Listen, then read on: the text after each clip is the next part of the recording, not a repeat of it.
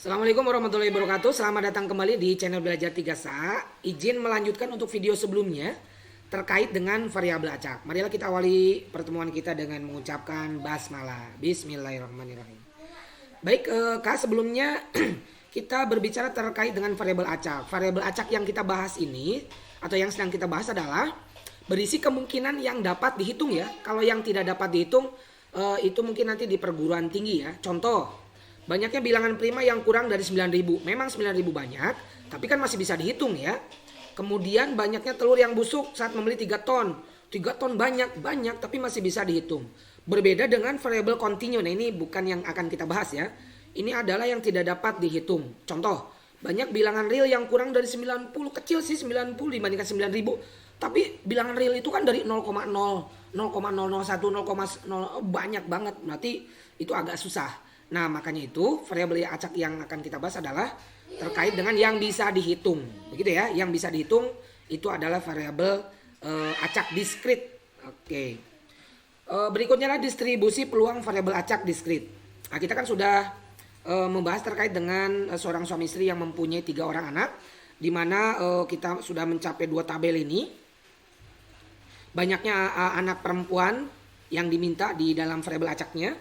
Maka kita tinggal menentukan kolom yang ketiga, peluangnya. Nah, peluangnya di sini adalah kalau misalkan nilai X-nya 0 atau anak perempuannya 0, maka peluangnya adalah 1/8. 8-nya dari mana? Nah, 8-nya itu adalah dari ruang sampelnya ya. Kan anaknya itu laki-laki dan perempuan 3 ya, anaknya mempunyai 3 orang anak. Maka 2 pangkat 3 sama dengan 8. Atau bisa dihitung di sini 1, 2, 3, 4, 5, 6, 7, 8. Nah, untuk yang peluangnya X-nya 0 maka 1/8 karena sininya 1. Kemudian kalau peluangnya 1 maka 3/8 karena PLL, LPL, dan LLP peluangnya. Kemudian kalau anak perempuannya 2 peluangnya maka 3/8. PPL, PLP, dan LPP. Kalau anak perempuannya 3-3-nya perempuan, 3, X-nya 3 maka 1/8. Ini tidak kemasukan ya atau tidak ketuliskan. Oke, jadi kalau kita simpulkan, kalau untuk peluang variabelnya X-nya 0, maka 1/8. Kemudian peluangnya perempuannya 1, 3/8. Peluang perempuannya 2 adalah 3/8. Peluangnya 3 adalah 1/8. Maka ditulis di kolom yang ketiga atau P dalam kurung X sama dengan X.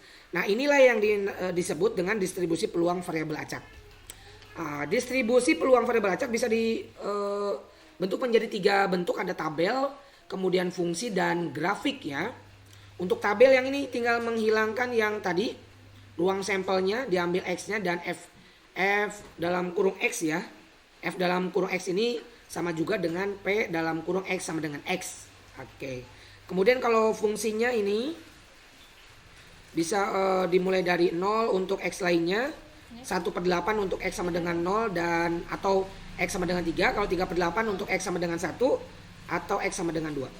Kalau grafiknya 0, 1, 2, dan 3, 0 nilainya kan 1/8. 1 dan 2 ini 3/8 ya. Untuk yang 3-nya 1/8. Yang harus diperhatikan bahwa nilai peluang itu selalu kurang dari sama dengan 1. Kalau lebih dari 1 itu bukan peluang namanya. Lanjut untuk distribusi kumulatif. Nah, tadi kan sudah punya tabel distribusi peluang dari kasusnya yang suami istri. Yang ini ya. Maka kita akan cari distribusi kumulatifnya yang ini. Dari mana hasilnya? Awas, hati-hati.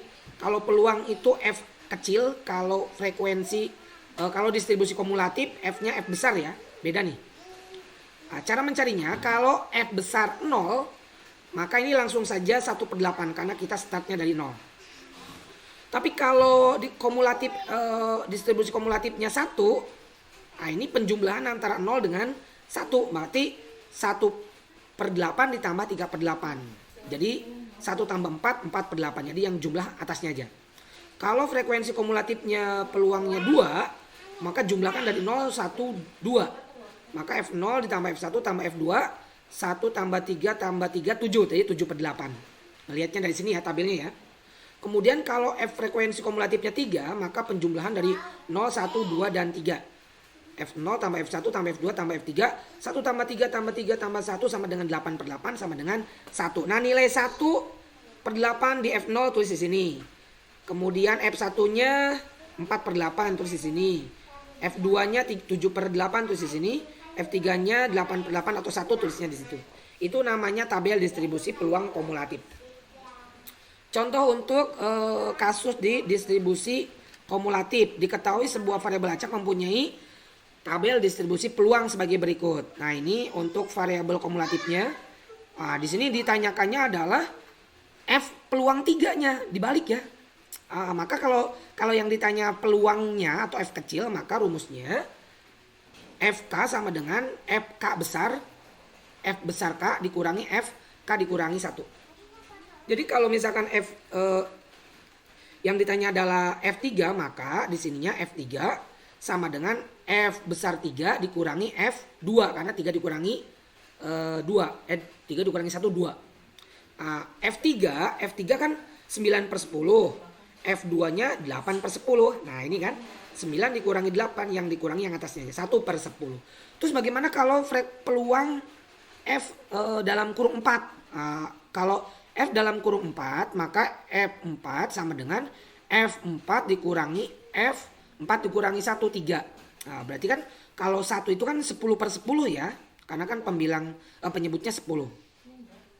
Nah, jadi 10/10 ya dikurangi F-nya 3, 9/10, 10/10 dikurangi 9/10, 1/10 juga. Jadi F3 1/10, kalau F4 juga 1/10. Ini untuk yang kalau pertanyaannya adalah P lebih besar daripada X lebih besar sama dengan 3. Maka ini dijumlahkan aja. Yang tadi F3 ditambah F4 1/10 ditambah 1/10 sama dengan 2/10 sama dengan 1/5 diperkecil. Begitu ya. Oke. Next contoh yang lain. Cynthia melakukan pelemparan sebuah dadu. Sebentar.